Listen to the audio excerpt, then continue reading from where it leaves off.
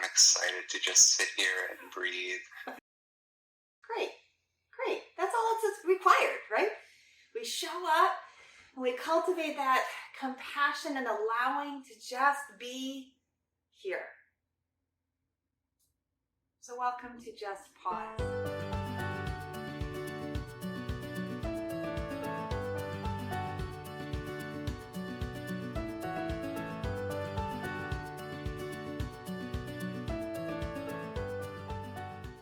I have a poem that I'd like to share. And my hope is that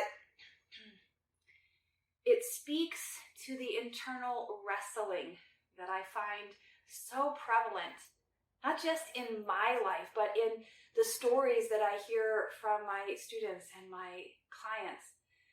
This wrestling with what is truth and how do my opinions, how can they be right when there's this different opinion is equally right? This idea of there is opposition in the world. So that's the idea. To be at peace, to be at ease, to be grounded in our own sense of wrestling with what is. So root through your sits bones. Rise to the crown of the head. Soften the shoulders. Maybe even give a sigh to relax the muscles of the jaw, the throat, the energetic or the esoteric Vishuddha chakra, the throat chakra. Breathe into the heart space.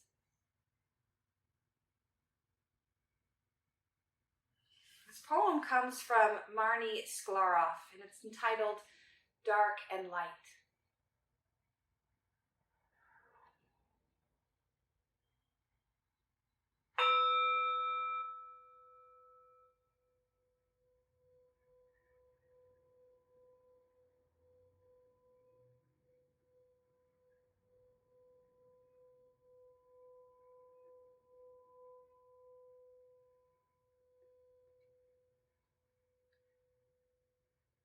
Dark and light are next door neighbors. Dark is the desert with scrub brush and rattlesnakes. Light is she who wears a satin gown that glows. She floats on a translucent veil of fluttering doves. Her feet never leave the ground. The elements move through her like dancing waves, sometimes tidal ones. And she stays completely still. Dark is fear, sticky, sweaty. Light is beauty, brilliance, love. A warm, radiating sunshine. It encompasses with nourishment. Dark encompasses with a windowless, stuffy arrogance, a dim future, a short-sighted vision, stuffed pockets of stolen dreams. Both live inside me. They are the fertile ground of consciousness. Each day I go to them and I ask if we can all work together. Can we meet in the middle, right in the center, beyond my house or yours, where the door between is wide open? And the magical mystery is Queen. She passes through, back and forth with the grace of Blue Heron, eating brunch over there and tea over here. She becomes an honored guest, no longer in prison. She feeds me words that tumble out like jewels, the most precious kind, like ripe pomegranate seeds, sweet and delicious, leaving little stains of ruby on my shirt. When dark and light get along, I float down the river on a boat fit for a queen, and I rest in the outrageous delight of the unfolding heart. The outrageous delight of the unfolding heart.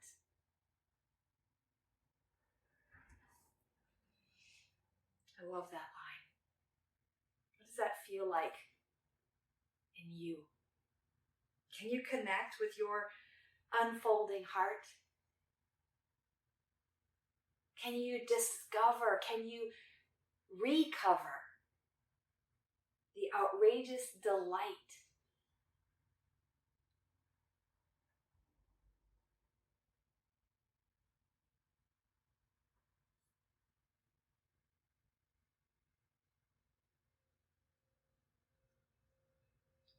ground in a sense of security and safety just as you are? Feel the earth support you. Feel the breath nourish you.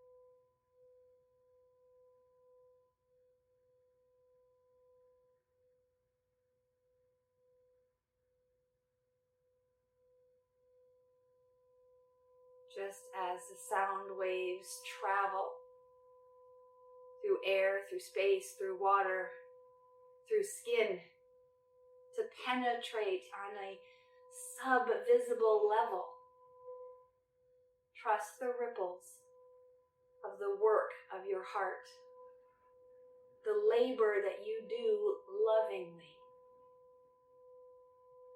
the unfolding heart.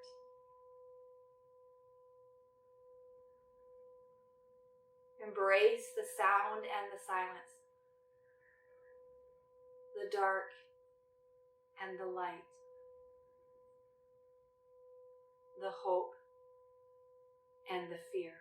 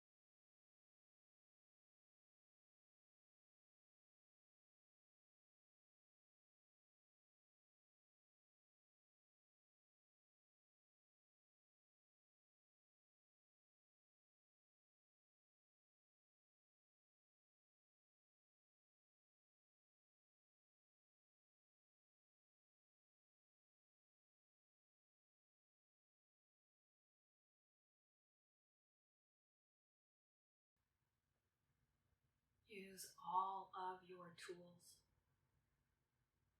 your body, your breath, your mind, all of your senses, taste of smell, sight of sound, of touch, of your internal awareness, your vestibular sense, your proprioception, and finally your interoception, your inner knowing, as Patanjali called the pratyahara. Use all of your tools and resources to rest in the outrageous delight of the unfolding heart.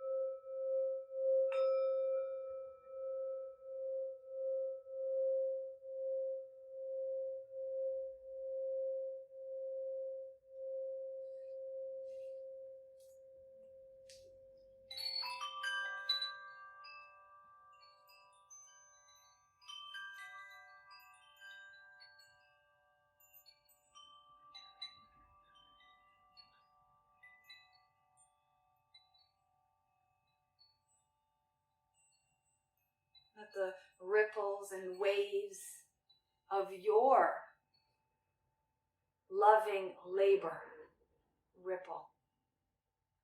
Trust that they will touch and penetrate the imagined or real boundaries that separate dark and light, us and other, to become the we,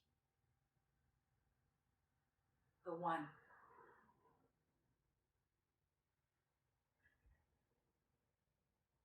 Let your hands come to rest at or on your heart, this unfolding heart, this practice of remembering and relearning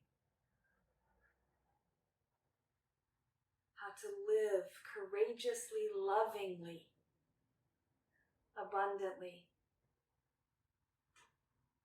May you breathe deeply, move freely, labor lovingly, and live vibrantly. May you be well. Namaste.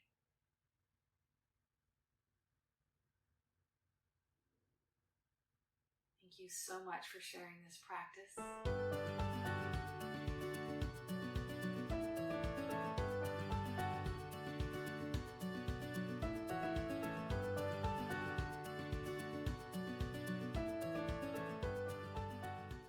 Write your questions, comments, observations. That's lovely. That's all I got. Oh, That's fantastic. lovely. Good. What does it feel like in your body when you can articulate feels fantastic? What is the sensations that you are aware of? Hard to describe. Elation. Yeah. Bliss. Yeah. Think about it in terms of the tangible, the body. Because when we get to elation and bliss, that's the brain's interpretation of the sensations. Right? So what does bliss feel like? It could feel a sense of peeling open. It could feel a sense of levity. Could feel a sense of the coloring or light, right? So think about in terms of, this is how we move towards that embodiment of getting really intimate with what we're feeling so that we have the choice that this brain can facilitate? Am I going to be afraid of the dark, or am I going to see the dark as an invitation to bring my light into?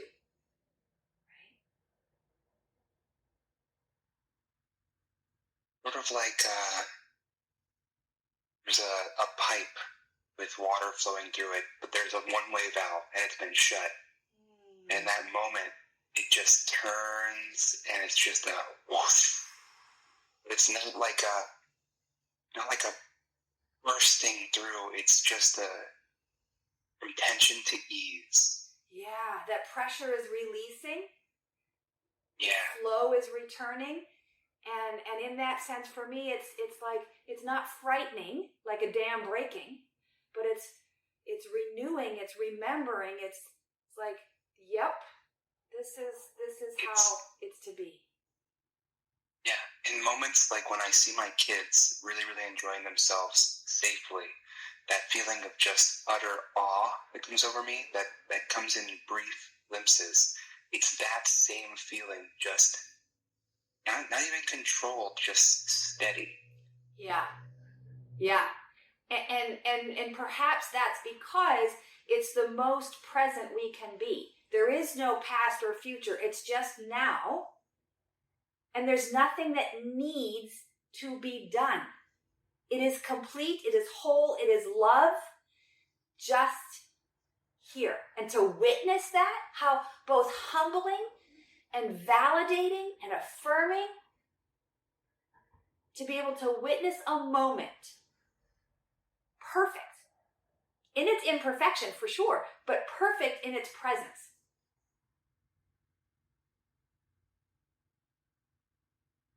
Great. Thank you. Thank you.